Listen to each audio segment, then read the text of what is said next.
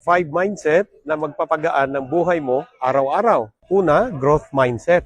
Alam mo lahat na bagay natututunan. Hindi mo pa kaya? Di aralin mo. Normal lang yung magkamali. Ibig sabihin, may progress ka. Pangalawa, gratitude mindset. Imbis na puro reklamo, subukan mong tingnan yung nasa paligid mo. Baka nasagot na pala yung mga dasal mo. Hindi mo lang yan napapansin minsan.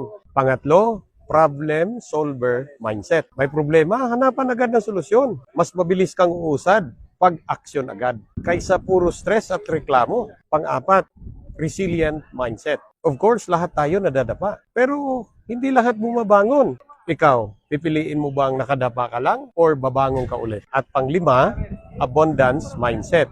Huwag matakot magbigay, mag-invest at sumubok ng bago. Hindi na uubos yung opportunities. Pero hindi rin yan kusang lalapit sa'yo. Kailangan mong kumilos. Ang mindset mo ngayon, yan ang magdidikta ng buhay mo bukas. Kaya piliin mong lumaban. Piliin mong umangat sa buhay. June Igot, no excuses, just work.